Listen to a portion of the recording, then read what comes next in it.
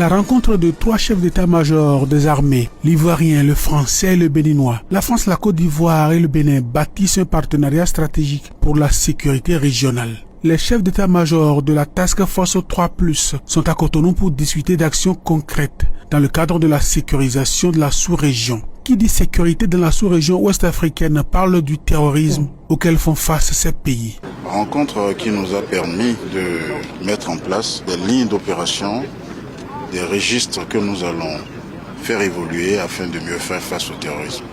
C'est ainsi que... Task Force 3+, une force qui comprend la Côte d'Ivoire, le Bénin et la France. C'est-à-dire Alassane Dramane Ouattara, Patrice Talon et le maître Emmanuel Macron.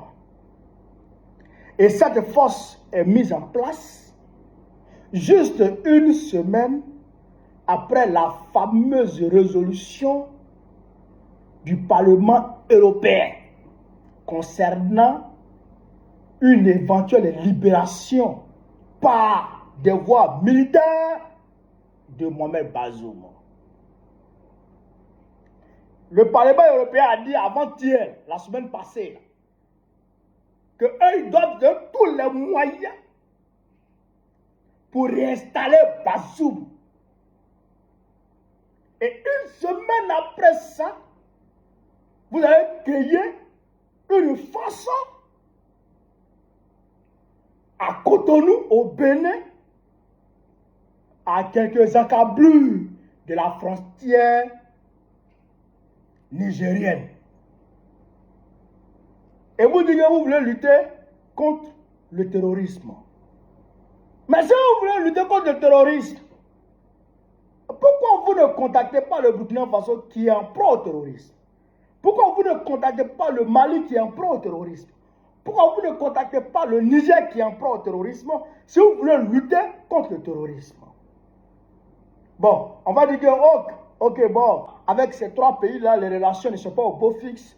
Donc, non. Mais quand même, le Togo est là. Le Togo aussi a été plusieurs fois attaqué par le terrorisme.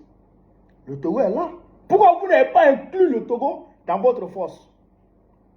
Le Ghana est là. Le Ghana a été aussi attaqué par le terrorisme. Pourquoi vous n'avez pas inclus le Ghana dans votre force? Or, ça, c'est des pays côtiers. Le Togo est un pays côtier, le Ghana est un pays côtier, et ces deux pays-là ont été eux aussi attaqués par le terrorisme. Pourquoi vous ne les incluez pas, eux aussi, d'accord, dans votre force-là? Et le Ghana, et le Sénégal, et la Guinée, pourquoi c'est vous deux plus la France? Pourquoi? Pourquoi c'est Côte d'Ivoire, Bénin, plus France? Pourquoi? Et aujourd'hui 21 mars 2026, qu'est-ce qui se passe? L'Allemagne évacue son ambassade du Niger. Et l'Allemagne demande à ses compatriotes de quitter le Niger. Là, dans la vidéo là, Yoromai, c'est moi qui parle. Yoromai, parce qu'il faut que je parle. Il faut que je parle. En tant qu'Ivoirien, il faut que je parle. Pendant la vidéo là. Niger, l'Allemagne évacue son ambassade et demande à ses citoyens de quitter le pays. Berlin justifie sa décision par un risque élevé d'enlèvement, de crimes violents et d'attentats terror, notamment envers les ressortissants occidentaux. Quoi? Il y a une semaine, l'Union européenne prend une résolution, vote une résolution pour aller libérer Manu Militari par tous les moyens, Bazoum. Une semaine après, les Ouaouaras se trouvent à Cotonou pour mettre en place une force tripartite. Côte d'Ivoire, Bénin, France. Et en même temps, le lendemain, l'Allemagne demande à ses ressortissants de quitter le pays, de quitter le Niger. Ça veut dire tout simplement que la force qui va attaquer le Niger là, c'est elle qui est en train de se mettre en place au Bénin sous nos yeux. Alors où je vous parle là, 21 mars 2026, Alassane Ouattara est chez Macron et en France. Ils sont allés se voir par rapport à tout ça. Par rapport à tout ça. Frère, Roman, j'ai dit ça à quelqu'un avant-hier que quand Macron avait dit non à Donald Trump, quant à l'appel de Donald Trump de venir l'aider à sécuriser le détroit, à libérer le détroit d'Ormuz, quand Macron a dit non, j'ai dit Dieu merci, c'est une décision qui arrange l'Afrique. Parce qu'à ce moment, ils sont divisés. Ils sont divisés. Mais, le lendemain net, c'est-à-dire hier,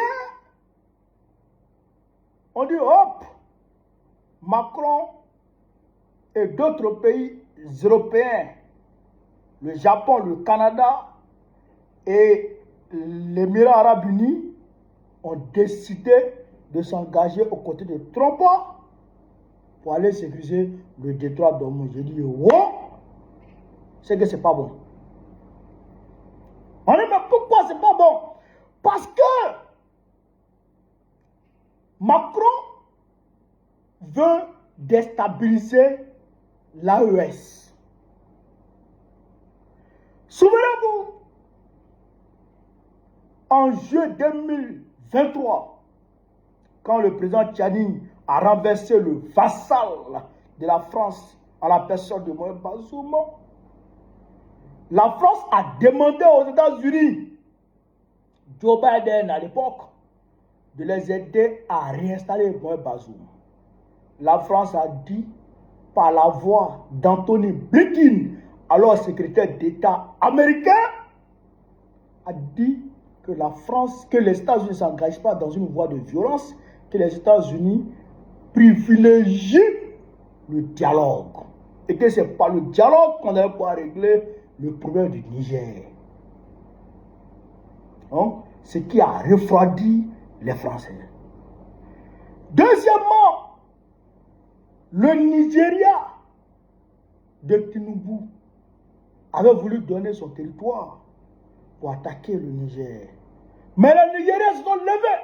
Ils ont manifesté. Le Sénat nigérien n'a pas accepté.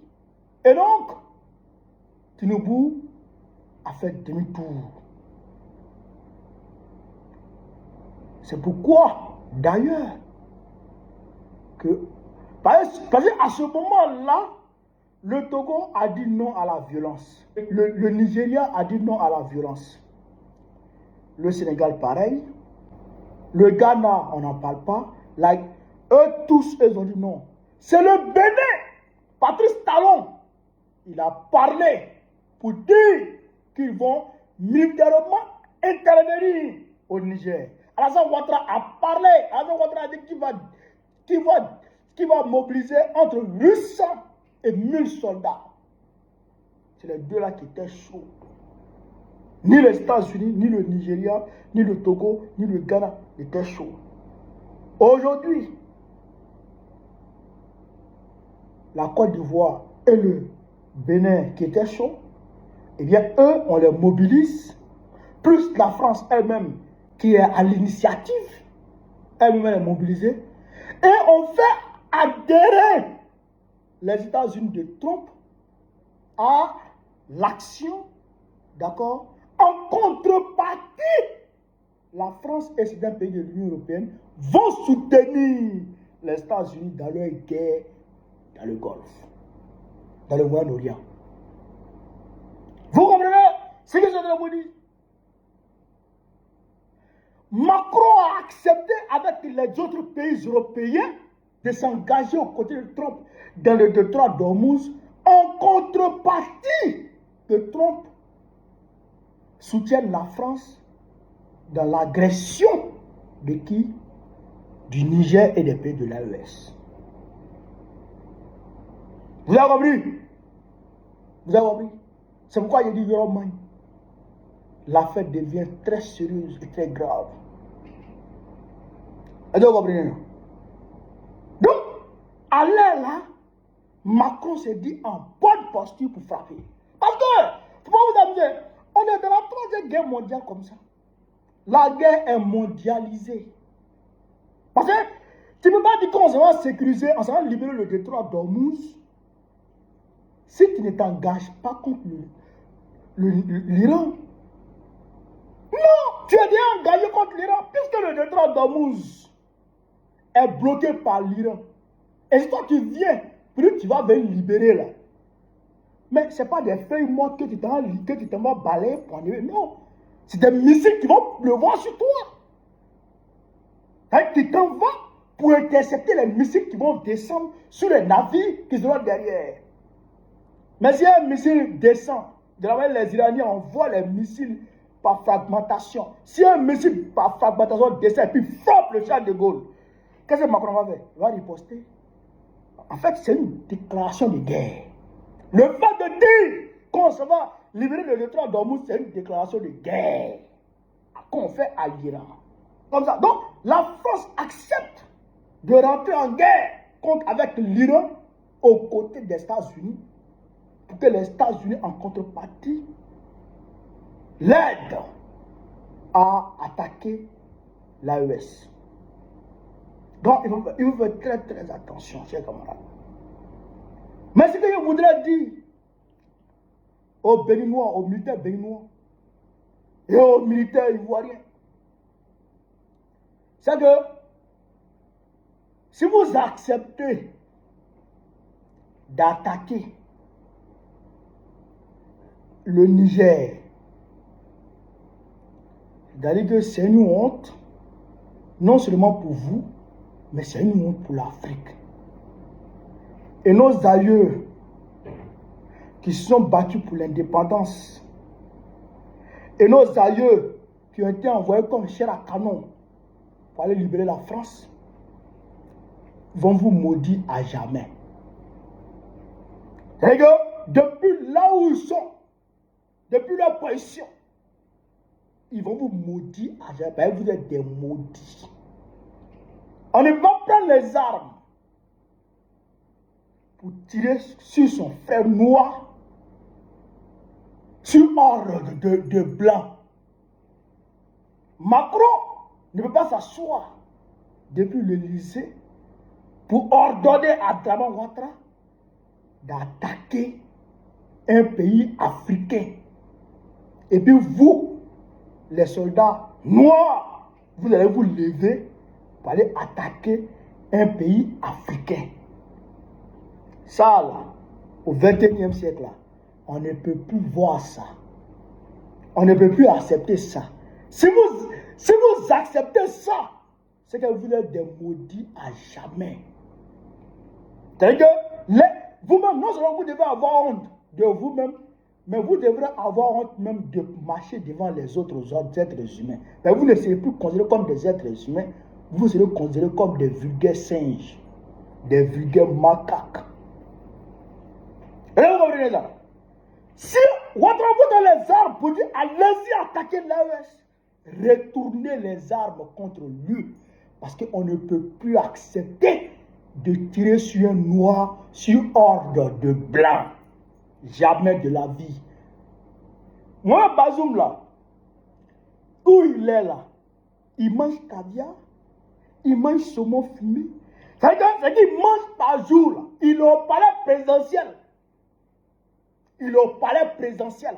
Ils ont libéré sa femme. On dit, madame, tu peux aller là où tu veux. Elle dit, je ne vais nulle part, je vais rester avec mon mari. Parce qu'elle sait qu'elle est bien traitée, elle est à l'aise. En quoi la situation de Bazoum dérange la Côte d'Ivoire? En quoi est-ce que la situation de Bazoum nous dérange, nous les Ivoiriens? En quoi? Nous, on n'a pas besoin du uranium du Niger, on n'a pas besoin du pétrole du Niger, on a le gisement baleine, on a le gisement Kalao, on a café, on a cacao. Nous, Ivoiriens, là, on va aller chercher quoi au Niger? On va aller combattre les Nigériens, là. C'est pourquoi? Si ce n'est pas sur ordre de Macron qui veut qu'on aille faire la guerre à nos frères noirs, pour que lui, blanc, il soit à l'aise, pour que lui, blanc, il puisse donner du confort à ses citoyens, aux Français, pendant que nous, les Ivoiriens, on est en train de mourir. Jamais de la vie, on ne doit se dire. C'est tout Ivoirien doit rejeter automatiquement cette idée-là.